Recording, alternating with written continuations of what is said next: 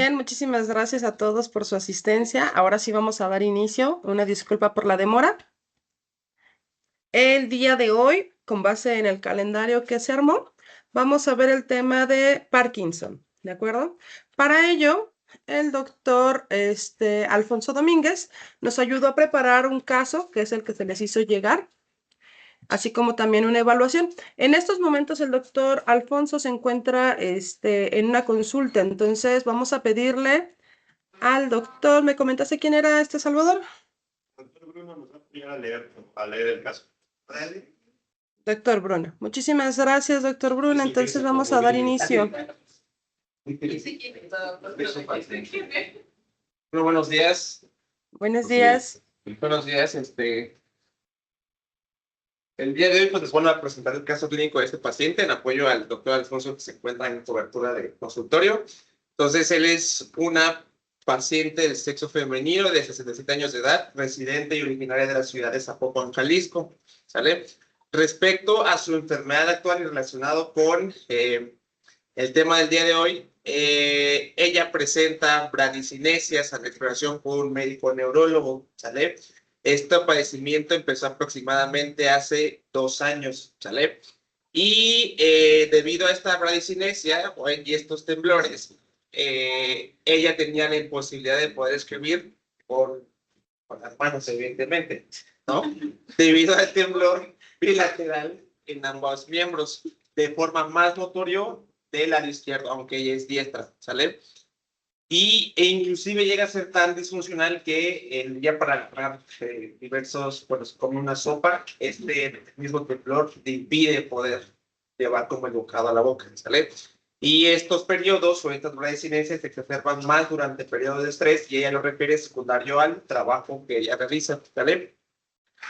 Y con con limitación también en los arcos de movilidad de ambos brazos y su actividad física ella sí la realiza, pero no de forma continua debido a por lo mismo de su trabajo, no lo hace de forma tan constante. Los signos vitales están dentro de parámetros normales y el diagnóstico es reciente de la enfermedad de Parkinson y actualmente, a pesar de que fue más bien el año pasado, que es un año, sigue con la aseguradora trámites para aperturar este siniestro. Nosotros, como bien comentamos en las sesiones pasadas y antepasadas, no por verlo, por ejemplo, por diabetes, no vamos a dejar de descuidar también las demás enfermedades con las que viven los pacientes. Sin embargo, la dificultad es que con ellos, como por ejemplo, esta enfermedad no la tenemos de base con nosotros, los pacientes como que son un poco, no renuentes, pero como que se les olvida compartirnos estudios de laboratorio, interpretaciones de especialistas y demás, a diferencia de, por ejemplo, de otras enfermedades con las que sí cuentan, con las que está con nosotros, están al punto de que tienen sus glucosas, sus presiones arteriales de forma casi que diaria. Entonces, vamos a ver. Son pacientes de Alfonso. Es mía. ¿Me has preguntado si temblaba No. antes del diagnóstico? Ella me dijo que empezó, que ella no tenía ningún tipo de temblor, ninguno. O sea, ella tenía su vida normal. Ella, a lo mucho que le atribuye antes, es que dice que le papaloteaba como el párpado. Pero bueno, eso era como un signo muy específico. Y después ella dijo que empezó a notarse más como menos ágil a la hora de hacer sus actividades diarias. Pues, no tenía temblores, pero decía que se sentía como más torpe, más lenta, exactamente, pero sin ningún temblores, sin los temblores. Entonces, los médicos que la veían en los especialistas que no eran neurólogo, le decían que era por su edad, no lo atribuían al Parkinson. Yo sé que de un día para otro no fue, pero ella comenta que de la nada, ya prestamos atención, empezó a notar como ciertos temblores en reposos muy finos. Ella lo atribuía secundario al estrés por su trabajo que ella realiza. Entonces, esos que principalmente solo es en ambos brazos, ¿sale? ¿Por qué no le llamó la atención de ese cuadro clínico?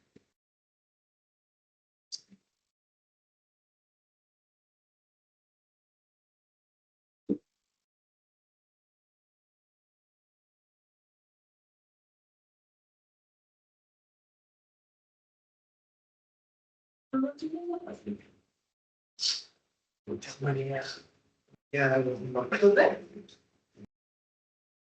Sí. Por lo que comenta, pues lo abrupto, no está acorde a lo que comenta el paciente. Que ya practique de repente. Porque el temor del Parkinson es un temor de reposo, ¿no? Y lo que dice ella es que cuando come la sopa se le cae. Y ese es un temor de intención, que eso es mucho más del temor esencial familiar, ¿sí? Que realmente un temor parkinsónico. Entonces, sí es bien importante hacer como ese interrogatorio dirigido. Que si es en reposo, pues es cuando aparecen las actividades físicas. Y vamos a ver la actividad de la presentación, pero la dificultad para escribir a veces tiene que ver con el temblor, pero como les digo, cuando tienen la intención de escribir, eso viene mucho tiempo después. Generalmente los trastornos en la escritura hablan del trastorno cognitivo, independientemente de la enfermedad de Parkinson. Va a asociar con Parkinson, pero habla de deterioro cognitivo. Una de las cosas que vemos más frecuente es que la gente empieza a hacer una letra chiquita así, empieza como una letra grande y luego se va haciendo así. Se llama micrografía, habla de deterioro cognitivo que puede o no estar asociado con Parkinson, ¿no? Entonces, aquí me llama la atención que el temblor parece también tener un temblor como de intención, y eso no es tan característico de Parkinson. ¿Sí? Vamos a hacer esa aclaración. Lo vamos a revisar luego. Muy bien. La que sigue, por favor, Chris. Pero bueno, y como sus antecedentes personales patológicos, ella en el 2018 le hicieron el diagnóstico de diabetes tipo 2. Actualmente toma el Jardiance, una al día, el ciclofibrato, que no es para la diabetes, que es para más de la parte de la hipertrigliceridemia, y el Ozempic para control glucémico y también la reducción de peso, ¿sale? La hipertensión en el 2022, actualmente en tratamiento con Dexlansol, ¿no? Y el hipotiroidismo es de reciente diagnóstico, eso fue el año pasado. Ella tenía tiene más bien. El hipotiroidismo es específicamente subclínico, sin embargo, ella empezó a presentar síntomas, por lo que, bueno, ella está en tratamiento con un endocrinólogo y él le inició la levotiroxina de 25 miligramos una vez al día. Aquí creo que no viene, pero ella también toma Caltrate. El Caltrate lo toma porque ella cree que por su edad está descalcificada, pero nunca se ha hecho una densitometría, la cual ya le mandamos a hacer. Entonces, ella lo que hacía antes es que en sus estudios de laboratorio que yo vi, no estaba tan bien controlada con la dosis de levotiroxina, y antes de subírsela, ella me dijo que el Caltrate y la levotiroxina se las tomaba casi juntas. Entonces yo le comenté que el Caltrate mínimo hay que esperarse unas 4 horas y de preferencia con los alimentos para que no interfiera con la absorción de la levotiroxina y ver cómo reacciona y ver si requieran un ajuste de dosis de la levotiroxina. Es como un extra. Y bueno, para la enfermedad de Parkinson, que fue el año pasado, como les comentaba al principio, se está tratando con rasagilina y la mirtazapina, pero la mirtazapina, esto es por antecedentes de ella, tiene depresión. Entonces, más adelante en la presentación, en México, uno de los síntomas que aparecen antes de los síntomas motores en pacientes de Parkinson es depresión. En el mundo. Exacto. Entonces, más de la mitad de los pacientes llegan a tener síntomas de tipo depresivo. Y ¿Qué tipo de medicamento es la mix?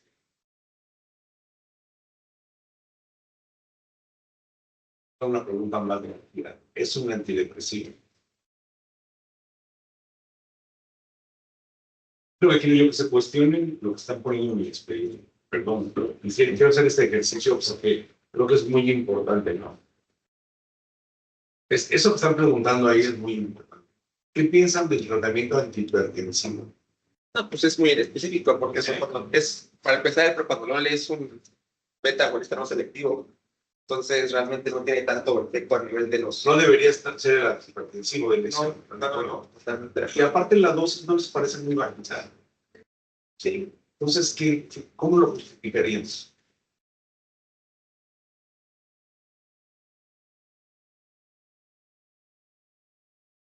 Y Ahí, aquí estoy tratando de contestar lo que preguntaron en el chat. Yo también cuestionaría mucho que la paciente fue. Si con ese medicamento está controlada de la presión, cuestionaría mucho el diagnóstico de hipertensión arterial. ¿Para qué usamos Inveralice en esas dosis? sería más como para ansiedad. Como para el temblor esencial o el temblor familiar. Eso haría un poquito de sentido con el diagnóstico que tenemos de atrás de este temblor en contención. ¿Sí? ¿Y la mitazapina?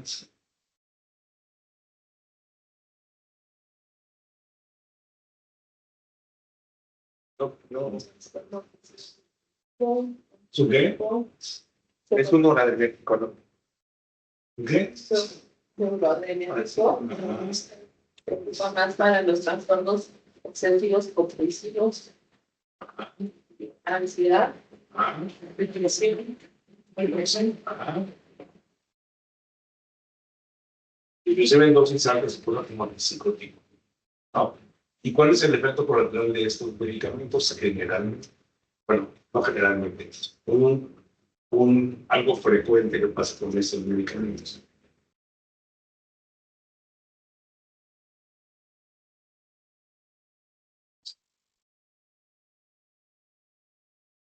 Gran rigidez en parkinsonismo, ¿no?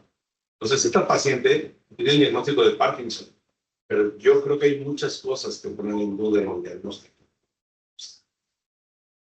¿No? ¿Sí? Okay.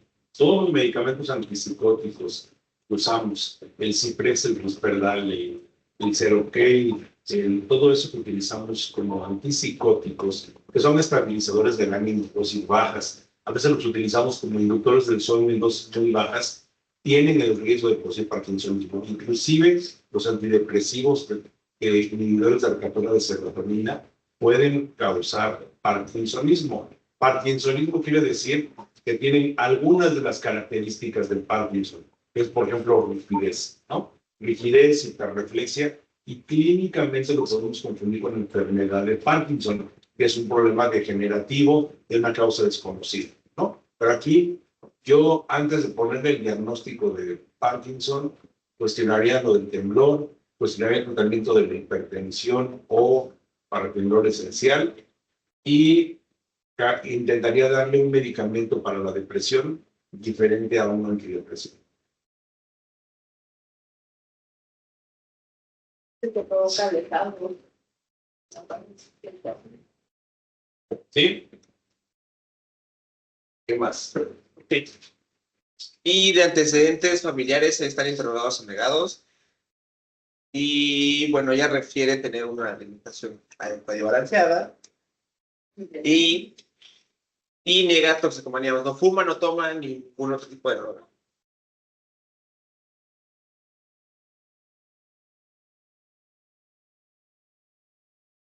Y respecto a su evolución clínica, ella actualmente es una paciente consciente, relajada, reactiva, con sus terapeutas. Su presión está en 120/70, su frecuencia cardíaca está en 70, su frecuencia respiratoria, bueno, eso no sé por qué está ahí, porque yo no la mido, pero su glucosa en ayunas está en 95, lo cual está dentro de metas para la paciente.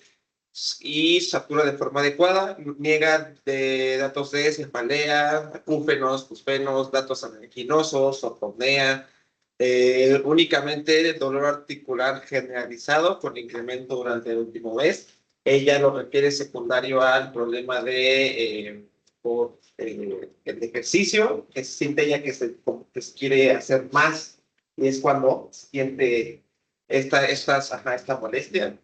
Y bueno, respecto a los signos vitales, están dentro de la normalidad.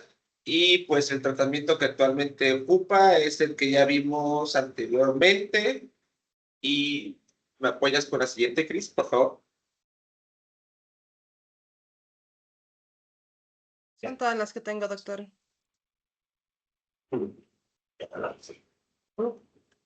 Y bueno, aquí nada más para hacer una de la paciente. Aquí ella cuando empezó con estos signos, ella decidió ir por cuenta propia con un neurólogo antes de iniciar la mirtazapina y el otro medicamento. Entonces, el neurólogo fue quien instauró este tratamiento porque justamente como comenta el doctor Montiel, tenemos los síndromes parkinsonianos que se asemejan a un Parkinson, a la enfermedad de Parkinson.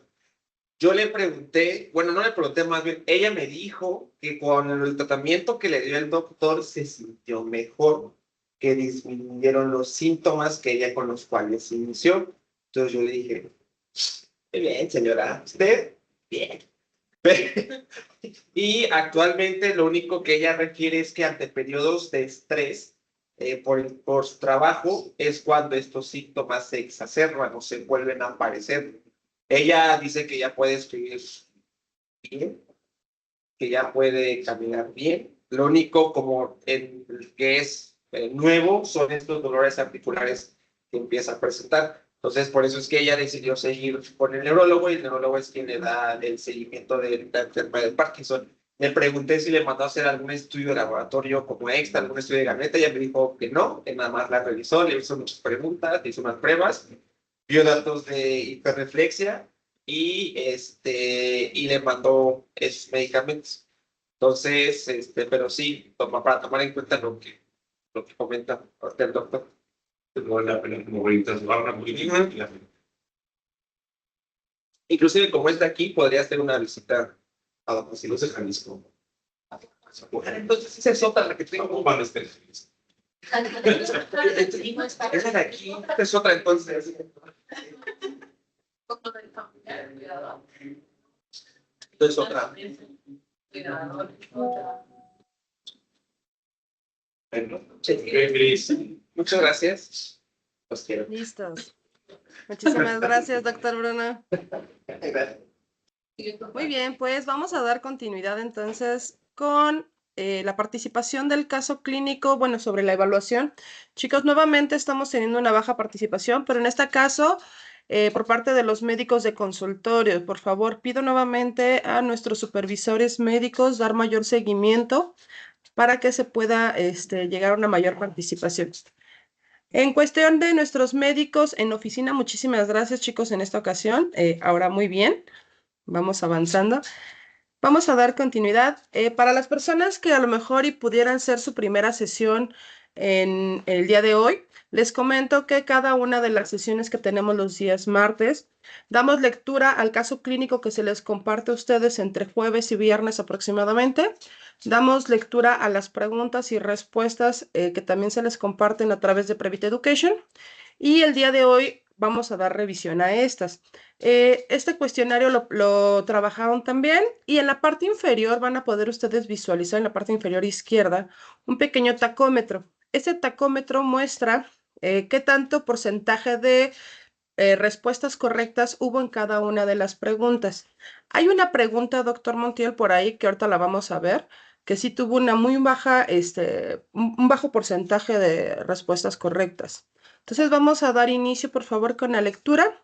Y pues vamos a empezar ahora sí que con el doctor Bruno, a ver si nos ayuda con la primera pregunta. ¿Cuál es el síntoma motor inicial más frecuente en Parkinson? La dislexia.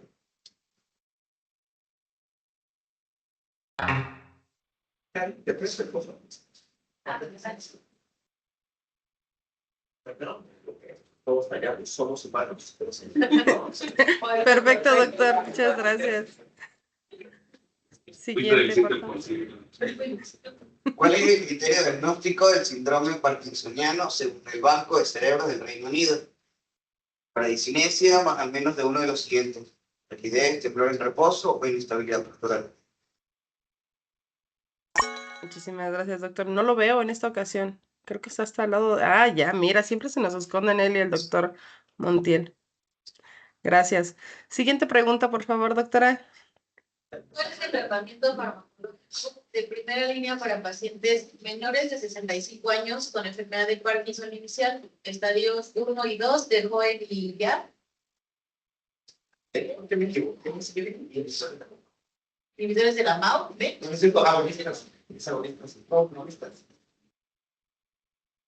Perdón, escuché mucho ruido. ¿Es la segunda opción? Es la La última. Sí. La última. Gracias. Adelante, por favor.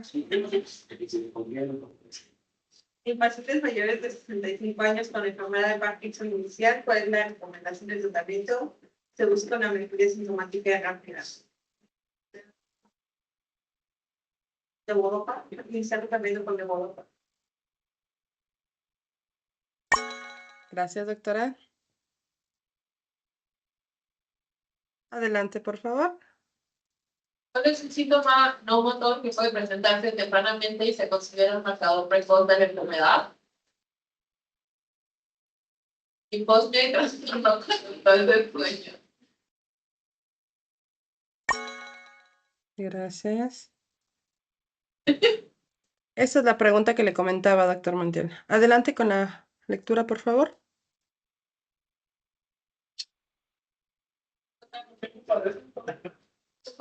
Según la guía SSA 30510, este estudio de neuroimagen se recomienda principalmente para diferenciar la enfermedad de Parkinson de otros síndromes parkinsonianos atípicos.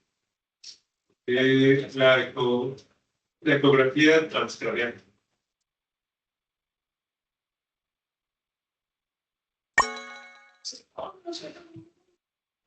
Muy bien, doctor. Adelante. ¿Cuál es la fluctuación motora más frecuente en pacientes con enfermedades de Parkinson avanzada? Deterioro de fin de dosis. Gracias. Adelante, penúltima. Chava. Chava. Doctor Salvador. ¿Qué fármaco se recomienda para el manejo de las anesias de pico de dosis? Levodopa. La tercera, amantalino. Gracias, doctor. Siguiente, por favor, la penúltima. ¿Qué porcentaje aproximado de pacientes con enfermedad de Parkinson idiopática cumple criterios de operabilidad para tratamiento quirúrgico según la guía del 5 al 10%? Gracias, doc. Y la última, por favor. ¿Cuál de los siguientes síntomas no motores se menciona como especialmente prevalente en la población mexicana con enfermedad de Parkinson según la guía? Depresión. Depresión. Sí. Gracias. Perfecto, pues muchísimas gracias a todos. Nuevamente vamos a dar inicio con una pequeña presentación que se armó por parte del doctor Montiel. Doctor Montiel, te cedemos la palabra. Adelante. Bueno, gracias. Cuando hablamos de enfermedad de Parkinson, hablamos de una enfermedad que es un reto para el clínico, porque como vamos a ver, o sea, si hablamos de bradicinesia, si hablamos de un poquito de rigidez, prácticamente todos nuestros pacientes grandes la tienen, ¿no? Inclusive hasta un poquito de temblor, o lo que dice la gente como mal pulso. Entonces, hay que tener como muy presente la enfermedad para que no nos pase enfrente y no la detectemos. Obviamente, cuando el Parkinson está muy avanzado, cuando el paciente está doblado, se cae, está rígido, tiembla todo el tiempo, hacer el diagnóstico es muy sencillo. Pero lo importante es que entre más temprano la diagnostiquemos, pues más efectivo va a ser el tratamiento para, no la vamos a detener, pero vamos a hacer que la evolución sea un poco más lenta, ¿no? Entonces, lo principal, y la pregunta es la que salió como muy baja índice de aciertos. En realidad no hay un estudio de diagnóstico como una prueba de embarazo que nos diga si tiene o no tiene, lo cual lo hace mucho más difícil.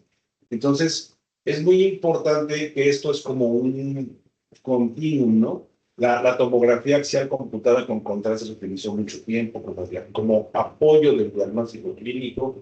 La ecografía, que depende mucho del operador y no en todos lados la hacen. Y actualmente lo que hacemos es como un PET con dos fármacos, y esos dos PETs se enciman y se ven los ganglios basales. Entonces, al paciente hay que hacerle 2 PETs con medios de contraste diferentes y el estudio sugiere fuertemente un mayor índice de sensibilidad y de especificidad en diagnóstico de deterioro de los ganglios basales del cerebro, donde está toda la fisiopatología de la enfermedad del Parkinson, ¿no? Entonces, la enfermedad de Parkinson es un trastorno neurodegenerativo, progresivo, de inicio de la edad adulta, generalmente arriba de los 60 años.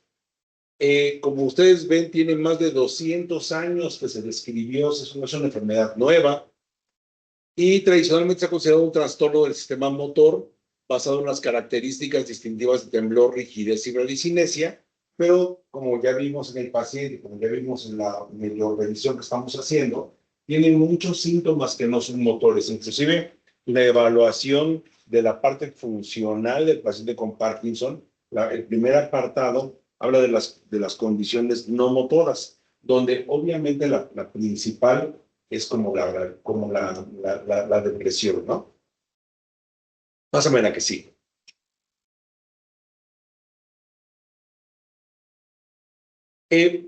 Cuando hablamos de los ganglios basales, entramos como en negación, ¿no? Ya no sabemos de qué nos están hablando. Es una teoría de los ganglios basales, lo repetimos, los ganglios basales. ¿Qué tiene el Parkinson? Deterioro en los ganglios basales, ¿no? Ya. Y los ganglios basales, no hay una estructura que se llame ganglios basales. Los ganglios basales es un sistema manejado por neurotransmisores que se activan a partir de la corteza cerebral y la amígdala por un neurotransmisor, que eso no tienen que aprendérselo, se llama glutamato, ¿no? Entonces, eso llega aquí a la sustancia negra, que se ve aquí, es una cosita de nada, ¿sí? Y ahí se produce la dopamina, ¿sí? Ahí producimos la dopamina, en esa sustancia negra. Y esta sustancia negra estimula o desestimula el putamen y el núcleo caudado, que son los núcleos, estas células estriadas, ¿sí? Entonces, hay receptores que son los D1 que inhiben el sistema y receptores que son el D2 que activan el sistema. Como pasa en el páncreas en la diabetes, los D2 empiezan a tener menos sensibilidad a la dopamina, hiperfuncionan y después se queman y dejan de ser sensibles a la dopamina. Igualito que la resistencia a la insulina, se desarrolla una resistencia a la dopamina, ¿sí? Y entonces hay una disminución en la activación del núcleo caudado. Para que les funcione un poquito como el símil, esto es lo que llamamos el sistema extrapiramidal, ¿sí? Entonces lo explicaron en neuro. El sistema piramidal y el extrapiramidal. Y cuando hablamos de extrapiramidalismo, hablábamos de la neurona motoriza y había y todo esto, que son los síntomas que clínicamente vemos en el Parkinson, ¿sí? El paciente se pone rígido, se mueve menos, ¿sí? Y por lo tanto se cae más frecuentemente. Caminan. Como meten las puntas, es más frecuente que se caigan, ¿no? Entonces, ya la contrapropuesta de la dopamina son en la sustancia negra, las neuronas para producir dopamina se comunican con acetilcolina, ¿sí? Por eso utilizamos medicamentos que son anticolinesterasa o antagónicos de la acetilcolina para poder quitarlo, que la dopamina, aunque haya poquita, funcione mejor. Entonces, no tienen que aprenderse eso, pero para que haya una lógica de por qué utilizamos ciertos tipos de medicamentos. Utilizamos dopamina, utilizamos inhibidores de la MAO, utilizamos agonistas de dopamina y algunos medicamentos anticolinesterasa los utilizamos como el aquinetón, por ejemplo, que es el viperideno, que utilizamos, no sé si ustedes llegaron a ver en sus rotaciones los efectos colaterales de la metoclopramida intravenosa, ¿no? El paciente tiene crisis oncológicas, es una crisis extrapiramidal, donde se ponen todos rígidos, así, y lo que es un efecto colateral del medicamento. Le ponemos flurpiridina, que sea la quinetol, y el paciente regresa a la normal, ¿no? Entonces, esos son medicamentos justamente que como inactivan la parte de la acetilcolina, le quitamos como el contrapeso a la dopamina en este sistema. Entonces, todo esto son los núcleos basales del cerebro, el núcleo caudado y el putamen, que ya hablamos con ellos, el globo pálido externo, el globo pálido interno, la sustancia negra, que es donde se produce específicamente la dopamina, el núcleo subtalámico y el tálamo. Todo eso obviamente está en el tallo cerebral o en la parte baja del cerebro. Y si hacemos un corte transversal en el cerebro, están aquí y por eso se llaman ganglios basales, porque están hacia la base del cerebro junto al tallo cerebral. ¿Sí? Pues cuando hacemos este PET para diagnosticar, para corroborar el diagnóstico de Parkinson, lo que buscamos es que en la parte basal estos núcleos estén hipoactivos, es decir, tengan menos metabolismo y no están produciendo. ¿Eh? Esta verá que sí. Entonces, hay síntomas prodrómicos. ¿Qué quiere decir esto? Son síntomas inespecíficos que pueden preceder durante décadas la aparición del diagnóstico de Parkinson. ¿Sí? El que más quisiera que se llevaran, porque obviamente estreñimiento, imagínense cuánta gente habrían que andar siguiendo de Parkinson, o es que como que huelo menos, ¿no? Son un líquido que empieza a ver menos, aguas. Si no tiene COVID, aguas, ¿no? Pero el estreñimiento sería como demasiado inespecífico y es puramente observacional este hallazgo. Pero el trastorno de conducta del sueño REM, el paciente que habla en la noche, que pelea, que patea, ¿no? Que pega y demás, eso el paciente sí te lo dice. Mi marido grita, sueña, vive sus sueños, dicen. Ese paciente tiene un trastorno del sueño REM y ese paciente tiene mayor riesgo de desarrollar enfermedad de Parkinson en la edad adulta. ¿Sí? Entonces, mayor índice quiere decir que de 125 en 10,000, son 250 en 10,000. No quiere decir que el 100% de aumento quiere decir que te va a dar la fuerza. ¿No?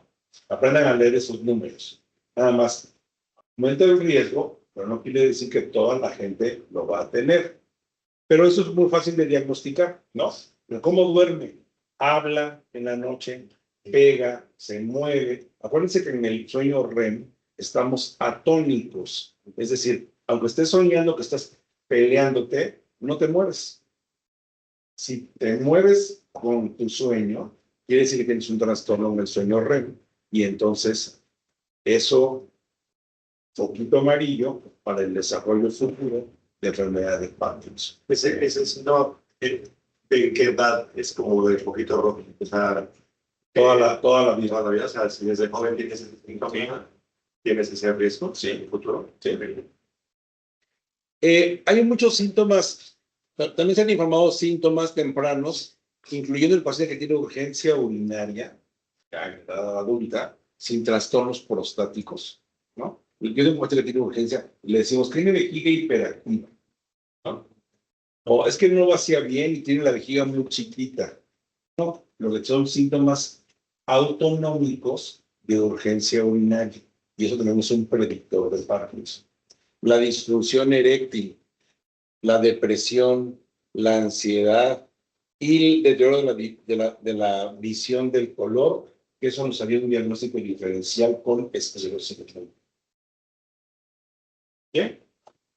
Eso es bien importante. Esos son los síntomas que a la gente de los 60 años tenemos que preguntarles porque son predictivas de desarrollo de enfermedad de Parkinson. ¿Eh? Fíjense las características motoras de la enfermedad de Parkinson. Y esto quiero detenerme mucho en esta lámina. Cuando hablamos de temblor, hay gente que tiembla toda la vida, hay gente que tiene mal pulso, ¿no? Este temblor es en reposo. Y hacen esto que se llama pronación-supinación. que hacen así, sin mover los dedos. ¿Sí? O hacen eso que se llama pill roll, que es como si estuvieran enrollando algo. Hacen así, o hacen así, sin mover los dedos, ¿no? Generalmente son temblores distales, ¿sí? No son temblores así, eso se llama corea. Y es lo que luego vamos a ver que se llama diskinesia, que son más síntomas asociados al tratamiento que asociados a la enfermedad, ¿no? Entonces lo que vemos en estos pacientes con temblor es que hacen como si estuvieran envolviendo algo, o de plano supinación, pronación, sin mover los dedos. ¿Sí? Y cuando hablamos de bradicinesia, hablamos de lentitud en el movimiento. Y la forma más fácil de verlo, independientemente de que veamos que la persona se mueve lento, es que caminan sin bracear, caminan así. ¿No? Eso es un síntoma de bradicinesia muy fácil de ver, ¿no? Dicen los pacientes, caminen en el pasillo y regresen y van a caminar sin mover los brazos. Y todo lo que hacen, lo hacen lento, por eso se llama bradicinesia. Es diferente a bradipsiquia, que eso es pensar lento. ¿Sí? Y también es diferente a disinesia. Disinesia son movimientos anormales. Entonces, bradicinesia habla de lentitud en el movimiento.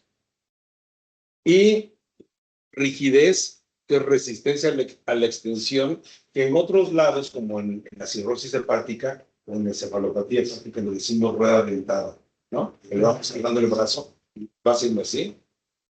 Eso habla de rigidez. Y la hiperreflexia, como lo vimos, como estamos hablando de extrapiramidalismo, hablamos de rigidez. Y uno de los hallazgos fáciles de ver es la hiperreflexia.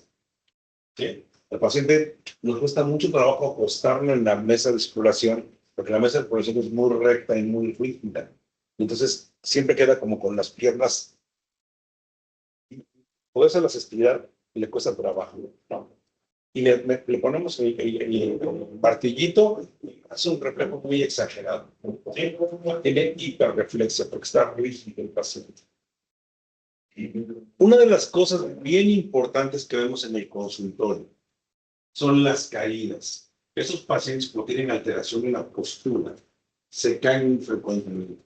Y entonces viene el viejito con un chipote en la cabeza, viene el viejito con una fractura de cadera, viene el viejito con las rodillas raspadas, ¿no? Y le preguntan, ¿qué pasó? Ah, no, es que siempre se cae, ¿no?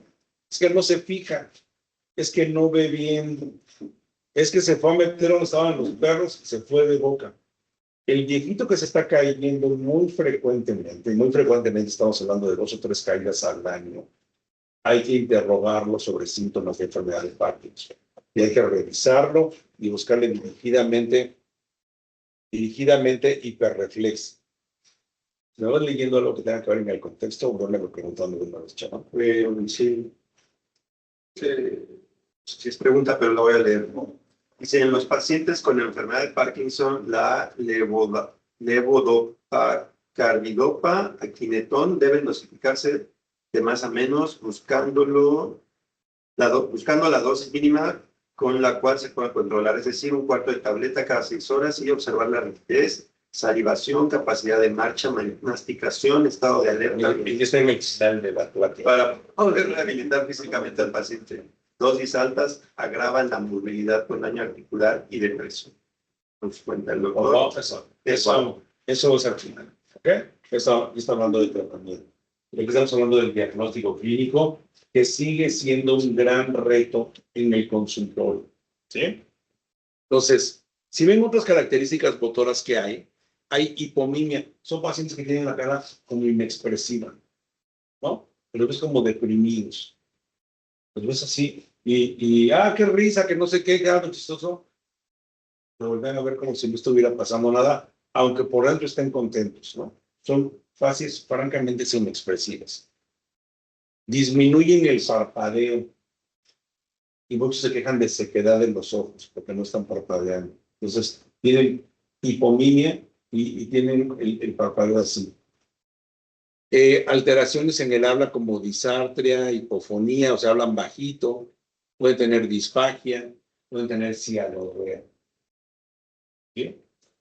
Otras cosas son los trastornos visuales, visión borrosa, deterioro de la sensibilidad al contraste, que es lo que decíamos de los colores. Las sacadas hipométricas quiere decir que como que no enfocan, como que yo quiero ver a Chava y le hago así, como que no lo enfoco, y veo para atrás de él y veo delante de él, pero no lo enfoco. Eso es lo que se llaman sacadas hipométricas, ¿no? Deterioro del reflejo vestíbulo ocular, ustedes saben que se estimula en el oído. Deterioro de la mirada conjugada hacia arriba y la convergencia. El hacer el disco les cuesta mucho trabajo. Y apraxia palpebral se integra en uno de los párpados. Bien, con un párpado. Pásenme la que sigue. Entonces, hay un montón de alteraciones que podemos ir buscando, pero no los buscamos dirigidamente. Nos podemos perder. Este viejito, está viejito, ¿no? Se le cayó un párpado, se cae, se mueve lento, tiembla, como un viejito normal, ¿no? Y muchos de estos viejitos se mejoran mucho con tratamiento. ¿Sí? Cuando hablamos seguimos hablando de la parte musculoesquelético, hablamos de esto, que decíamos en el caso, la micrografía. Empiezan a escribir la letra normal y la van haciendo chiquita, y eso habla de un deterioro neurológico más que de un trastorno en la escritura asociado con el temblor. ¿Sí? Distonía, que la distonía son movimientos anormales, dependen más del tratamiento que de la enfermedad propiamente. Mioclonus, ustedes saben que son como temblorcitos, y esto, la postura encorvada o camtocornia. La camtocornia es el viejito que ven en la calle que va así, que va caminando así. ¿Sí? Eso, cuando diagnosticamos Parkinson en ese estado, pues ya no necesitamos ser médicos, ¿no? Y el síndrome de Pisa, que esto, el paciente camina así. ¿Sí? Ahora vamos a ver unas láminas. Kifosis, escoliosis, y empiezan con pacientes, es que me cuesta mucho trabajo tirarme en la cama, ¿no? En la marcha, que es algo que vemos en la calle, ¿sí? El paciente arrastra los pies, dan pasos cortitos y rápidos. ¿Sí? Eso se llama festinación. Cuando generalmente nosotros caminamos todos con el mecanismo de poner primero el talón y luego la punta. ¿Sí? Talón, punta, talón. De hecho, parte de la fisioterapia de esos pacientes es hacerlos que hagan conscientes, poner el talón y luego la punta. En la marcha festinante ponen primero la punta y ya dan pasos rápidos y cortitos. Es lo que se llama marcha festinante. Y eso es lo que produce muchas veces las caídas. ¿Sí? La congelación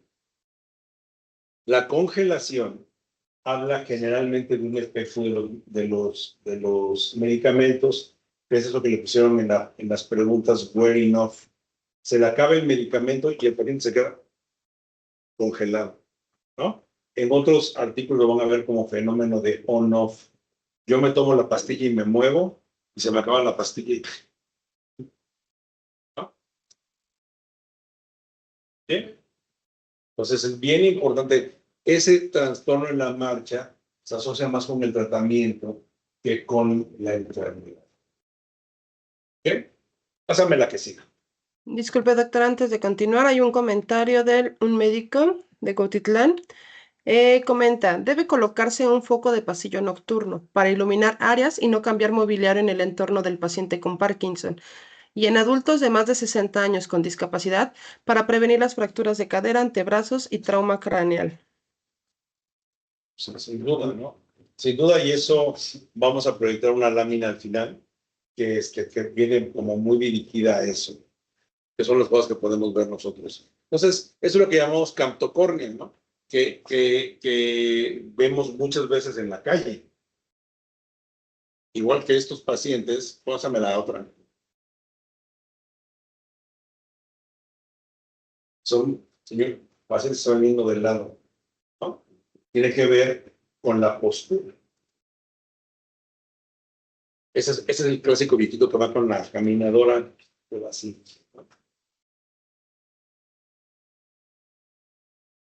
Pásame la vez. ¿Cuáles son los síntomas no motores de la enfermedad de Parkinson? Y es donde viene el gran reto, porque es para diagnosticar el síndrome de Parkinson tenemos que ser como un todo, ¿no? No nada más el temblor.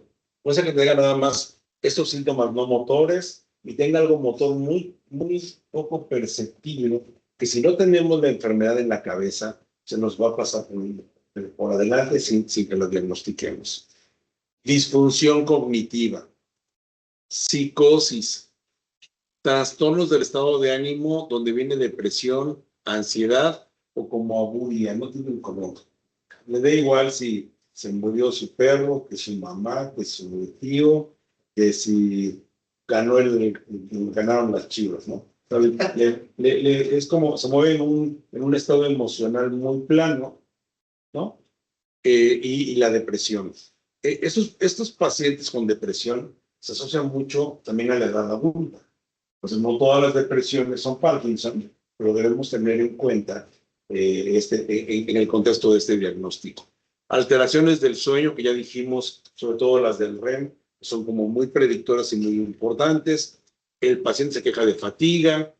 Y esto es bien importante.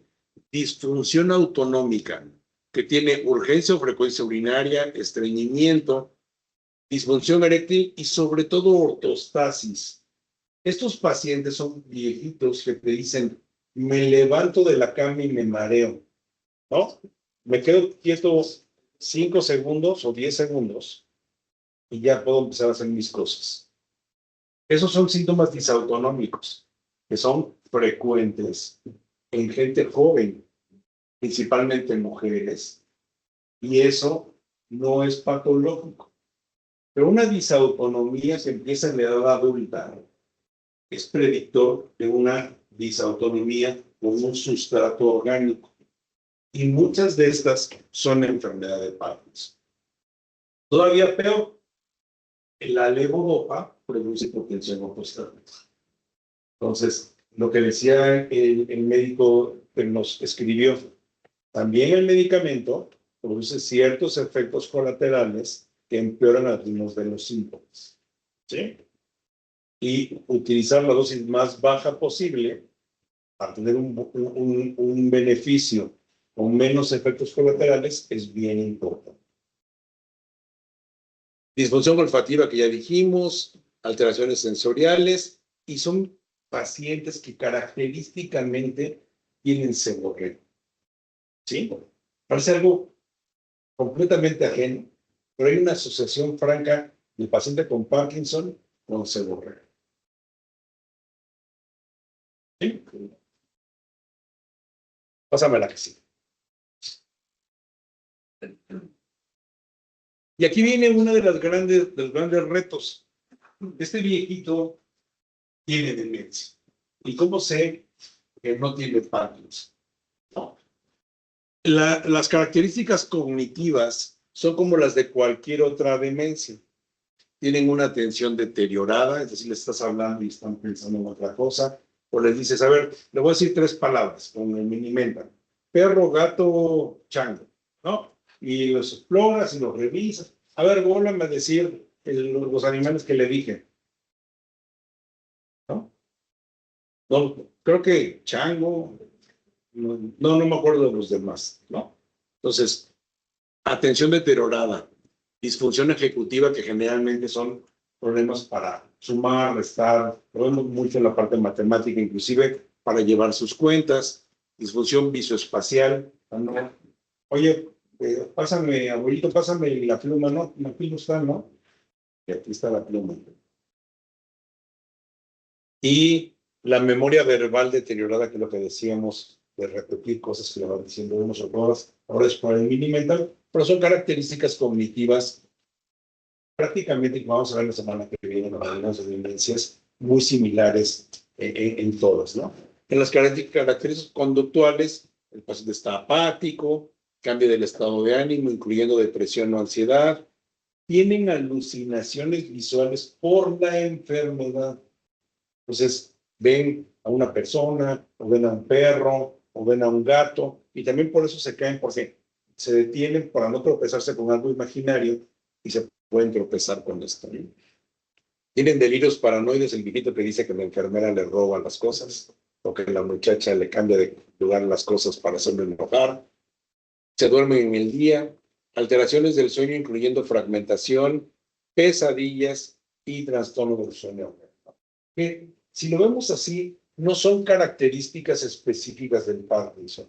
Probablemente las alucinaciones sí, y las pesadillas, pero lo demás es como de una demencia común y corriente. Pásame la que sigue. Fíjense esto. La demencia por cuerpos de Lewy, ¿no? Esta tiene alucinaciones visuales detalladas.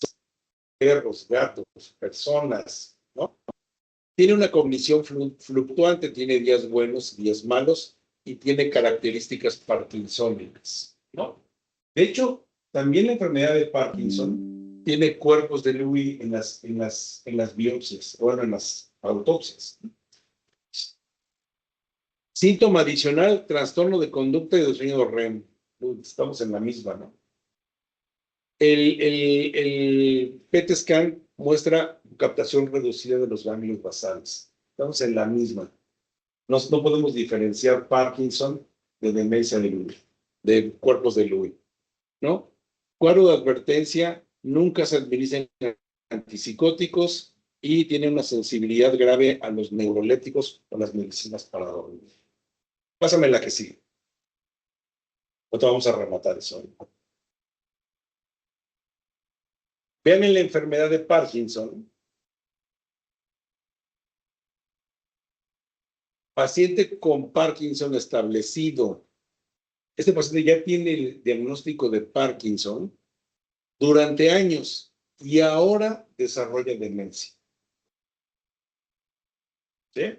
No es el paciente que llegó con demencia y creo que tiene Parkinson.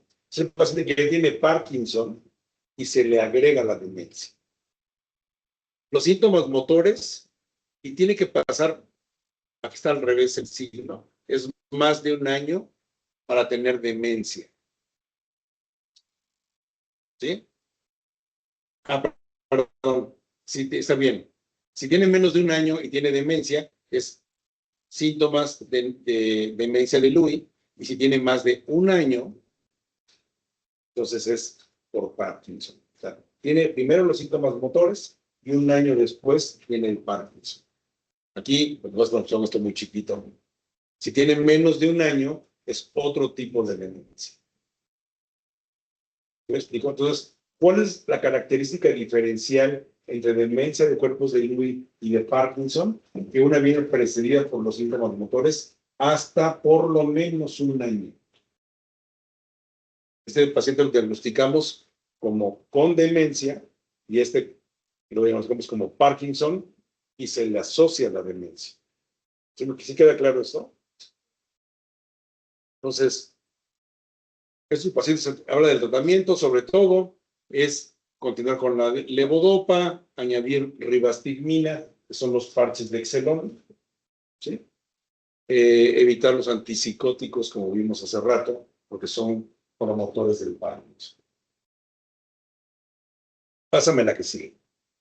Esto lo vamos a volver a repetir la semana que viene, cuando hablemos puramente de demencias, ¿no? Quiero retarlos un poquito con este algoritmo, porque el diagnóstico, si bien es muy incierto, y cuando el paciente se va a dejar así como, tendría que haberle dado medicina o no para Parkinson, ¿no? No se preocupen, el medicamento es seguro, tiene una vida media muy corta, y también nos sirve como pruebas terapéuticas. ¿Sí? Si el paciente no mejora con levodopa, probablemente tengamos que replantearnos el diagnóstico.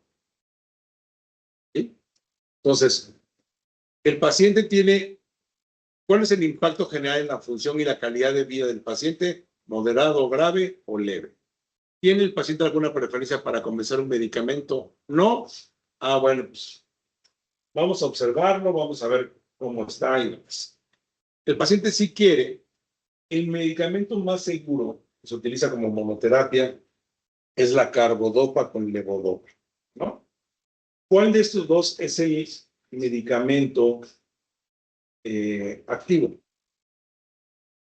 Ya lo pusieron en el caso.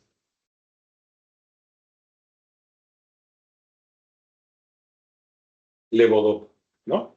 ¿Por qué le ponemos carbidopa?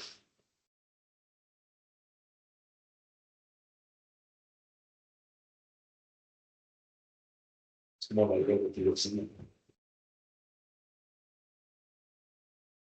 Porque la levodopa entra al sistema circulatorio, ¿sí? Y se descarboxila en el hígado. Y si se descarboxila en el hígado, ya no entra a la barrera hematoencefálica. La carbidopa nada más es un vehículo para evitar la descarboxilación y que esa misma molécula pueda entrar a la barrera hematoencefálica. ¿Sí? ¿Cuál es el problema con este compuesto? Que dura en la sangre entre 3 y 4 horas. Por eso tienen esos fenómenos de on-and-off. Toma el medicamento y anda todo dar. De repente, se me acabó la gasolina. Entonces, una cosa es aumentar la dosis y otra cosa es aumentar la frecuencia o acortar el tiempo entre dosis. Entonces, el medicamento más seguro y más efectivo para el tratamiento de Parkinson es la levodopa con carbidopa. Nombres comerciales. He oído y los manejan diario. Madopar, Cloisone, Cinemet. ¿Sí? Pues esos medicamentos están ustedes utilizando. Tienen levodopa y carbidopa. ¿Sí? Hay desde 12.5 con 50, 25 con 100 y 50 con 200. Los de 12.5 con 50 tienen la vacunación. Entonces, empezamos con una tableta de liberación aquí no es prolongada, sino inmediata, 25 con 100 para titulación inicial. Hay tabletas, las normales, y hay unas que son de liberación prolongada, que las podemos utilizar al final cuando ya tenemos titulada la dosis, ¿no? Pero al principio empiezan con las de liberación normal. Con las de 25 a 100, comenzamos con media tableta vía oral en la mañana y en la noche, junto con los alimentos. Media tableta. ¿Sí? Aumentar la dosis según sea necesario en media tableta por dosis cada semana. ¿Sí? Oye, ¿cómo ve al abuelito? Lo veo igualito. Ah, bueno, en lugar de darle media tableta en la mañana y en la noche, denle media tableta en la mañana, mediodía y en la noche. ¿Cómo lo ve? Pues como que un poquito mejor, pero como que todavía no bien, ¿no? Ah, bueno, súbale media tableta en la mañana, media, mediodía, media en la noche. ¿Sí? Poco a poquito. Cada semana le vamos haciendo un incremento en la dosis.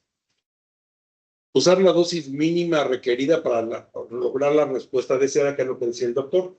Entre menos dosis utilicemos, menos efectos colaterales va a haber, ¿no?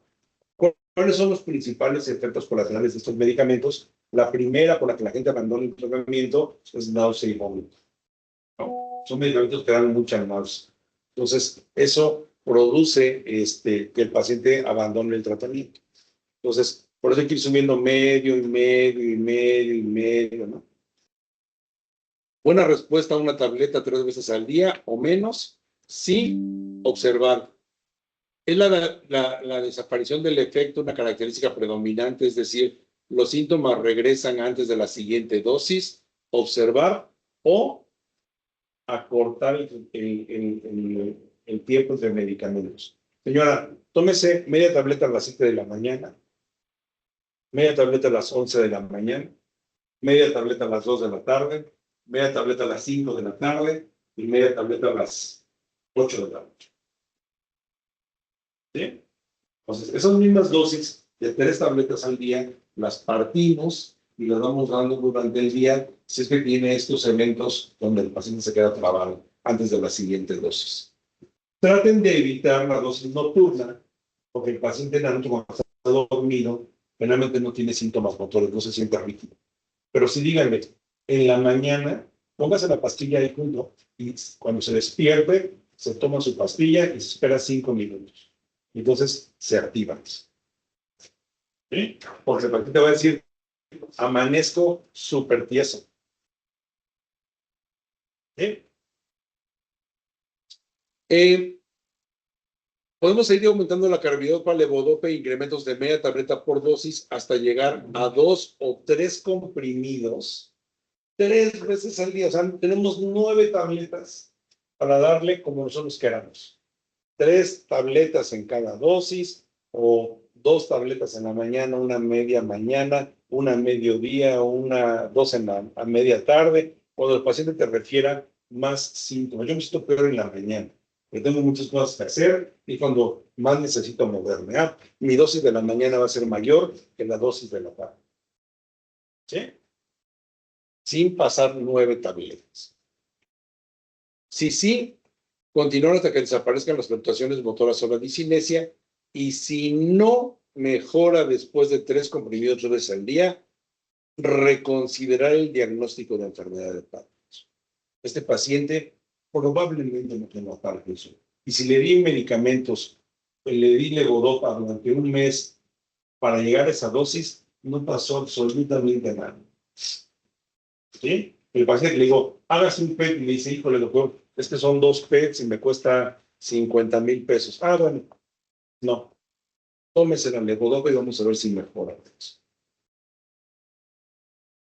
Y también me va a ayudar a corroborar mi diagnóstico de enfermedad de Parkinson. ¿Ok? Bien importante.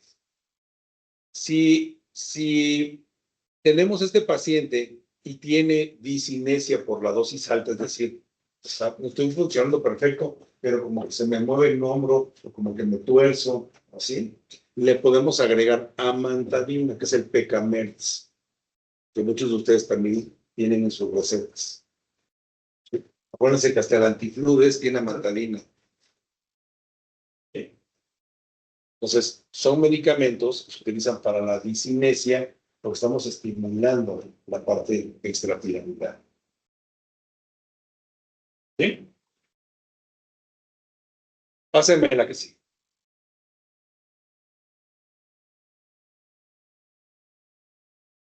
¿Qué otras terapias farmacológicas tenemos? La carbidopa, la levodopa, aquí está el acordeón, hay de 12.5 con 50, de 25 con 100, rango de dosis de mantenimiento habitual. Lo importante, acuérdense que el 25 o el 12.5, que es la carbidopa, nada más es el vehículo. Lo que tenemos que llegar entre 300 y 600 miligramos es la levodopa. No se requiere ajuste para función renal o hepática, y los efectos secundarios que deben tener siempre en cuenta son náuseas, somnolencia, mareo, dolor de cabeza, estreñimiento, hipotensión ortostática. ¿Sí? El paciente que es hipertenso y estamos dando levodopa, a veces hay que bajarle o quitarle la antihipertensiva. ¿Sí? Pásame la que sigue. Hay terapias de larga duración, esas no las utilizamos a menos de que esté muy estable ya la dosis del medicamento, ¿no? Hay otros medicamentos como los agonistas dopaminérgicos, en el que vemos el pramipexol, que es el Ciprol, que también lo han visto, tienen varias de sus recetas, y que lo que hacen es como estimular a las neuronas productoras de dopamina. Generalmente no se recomienda como una monoterapia, pero se puede agregar al tratamiento de la levodopa. Hay otras presentaciones como la rotigotina, que viene en parche transdérmico, y el paciente que al principio no tolera bien la levodopa por vía oral porque tiene mucha náusea o vómito, podemos empezar con alguno de estos en lo que va tolerando mini dosis de levodopa, pero finalmente nuestra idea sería llevarlo allá. Este medicamento viene en parches, se ponen cada 24 horas, pero el tratamiento cuesta como 7,000 pesos. Y el cloizone genérico cuesta 70 pesos o 150 pesos, ¿no? Entonces son alternativas, pero no hay ninguna monoterapia mejor que utilizar la carbidopa con levodopa, ¿sí? Otro grupo son los medicamentos inhibidores de la MAO, que muchos neurólogos utilizan. En las guías no está recomendado como monoterapia. Por eso a mí me llama la atención que ese paciente aparentemente tiene un inhibidor de la MAO sin usar levodopa. Generalmente son como coadyuvantes de la levodopa, pero el tratamiento inicial y central de esos pacientes tiene que ser con levodopa. ¿Sí? Pásame la que sigue.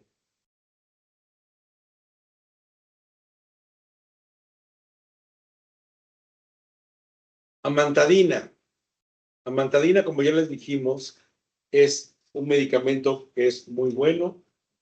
Se puede utilizar como monoterapia, sobre todo en estados iniciales del padecimiento, pero no es un buen medicamento para ya el Parkinson establecido, para mantener como monoterapia, pero se utiliza en combinación con la levodopa para disminuir la discinesia del medicamento o del tratamiento. ¿Sí? Entonces, lo que nosotros tenemos que llevarnos de aquí es que nuestro papel en el paciente de Parkinson es el diagnóstico y la levodopa, ¿no? Hay medicamentos coadyuvantes, sí, no son monoterapias a menos de que el paciente no tolere la levodopa. Y algunos neurólogos les gusta todavía mover algunas monoterapias como las inhibidores de la MAO, sin embargo no está en las guías clínicas para hacerlo como de primera instancia, si el paciente tolera la levodopa. ¿Sí? Pásame la que sigue. Son todas las que se encuentran aquí, doctor. ¿Desea que abra la liga o la imagen? Chava nos va a dar una más. Aquí la tengo si gustas, Chava. Ya la...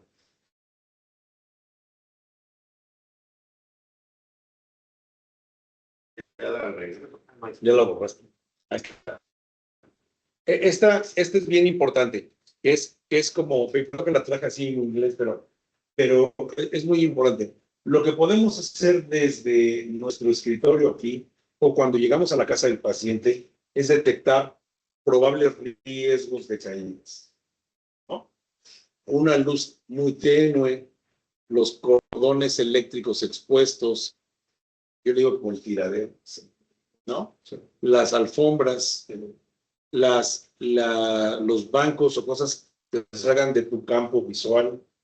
Sin duda, falta en esta diapositiva las escaleras, ¿no? Los baños con entrada y salida de tina, los pequeños escaloncitos o desniveles entre un cuarto y el otro. Detectar zonas de riesgo para el paciente, principalmente de caídas. El paciente de Parkinson no se va a morir de cuestión de la mano o de que no pueda firmar algo, pero una caída, una fractura de cadera, como ya lo mencionaban sus compañeros que están en línea, es de las cosas que podemos nosotros impactar, además del tratamiento farmacológico, ¿no? Recuerden además que tenemos gran impacto en la parte nutricional. Estos pacientes, por el mismo medicamento de la levodopa que les dan náusea, empiezan a comer menos, empiezan a perder masa muscular. Entonces, darles suplementos, mandarlos con el nutriólogo y mandarlos a fisioterapia para mantener la masa muscular, ¿sí? Para que el paciente sepa que hay que caminar con el talón y luego la punta, eso se entrena. Entonces, mantener la masa muscular con nutrición y ejercicio son parte de nuestro tratamiento de médicos de primer contacto del paciente con enfermedad de Parkinson. ¿Sí? Muy bien. ¿Dudas o preguntas? Es un tema complicado y resumirlo es muy complicado. Y como les digo, no se sientan mal. Yo sigo viendo pacientes, están sentados enfrente de mí y que les doy carbidopa porque tienen algunos hallazgos de Parkinson, pero si me espero que el paciente tenga un Parkinson florido, ya voy 10 años atrás en el, ¿no? Y como ya vieron, por ejemplo, la carbidopa es un medicamento muy noble, lo podemos utilizar hasta como prueba terapéutica. ¿Dudas o preguntas?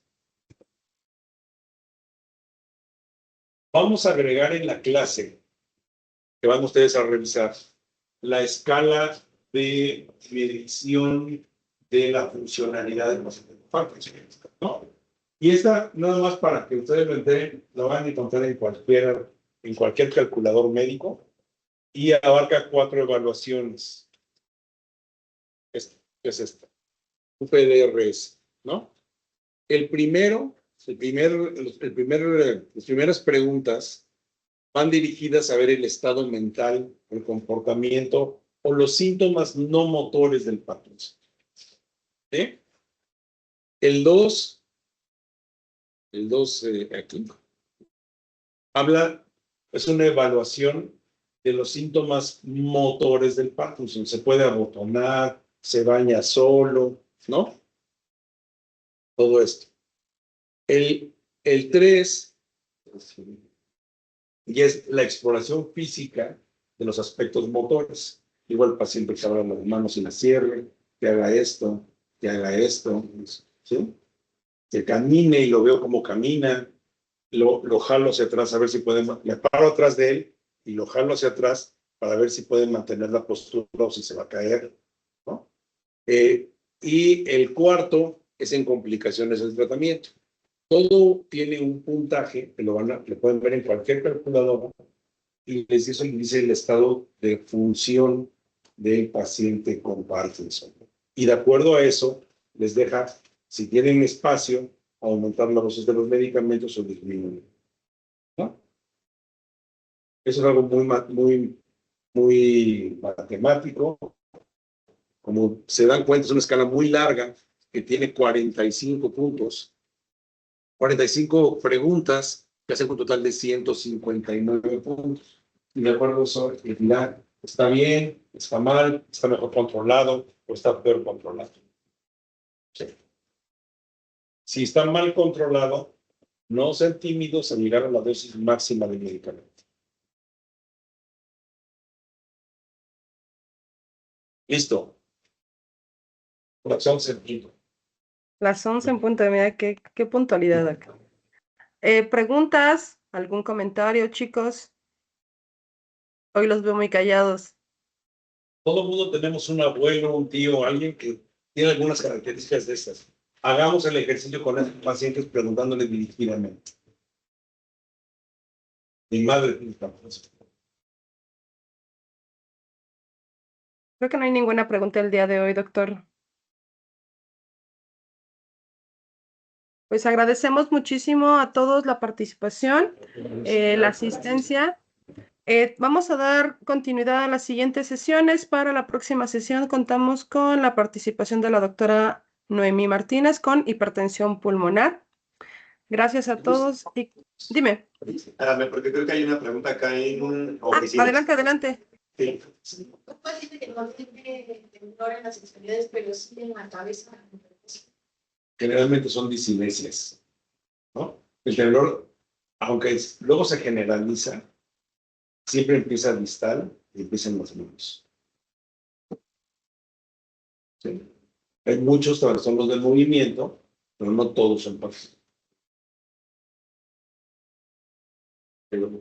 Gracias. ¿Alguna otra pregunta? ¿Comentario? Ahora sí. Espero que hayan aprendido más esta clase de Parkinson en la universidad. Totalmente. Listo. Dos cosas prácticas. Listo, Cris. Ahora sí, muchísimas gracias. Gracias a todos Entonces, ustedes. y conclusión, Comentaba que la próxima sesión hablaremos sobre hipertensión pulmonar. Gracias a todos por su participación y seguiremos conectándonos a estas sesiones. Por favor, les pido a todos que estén muy pendientes de la comunicación interna para poder hacer la resolución de las preguntas de los casos clínicos. Que tengan un excelente día. Hasta luego.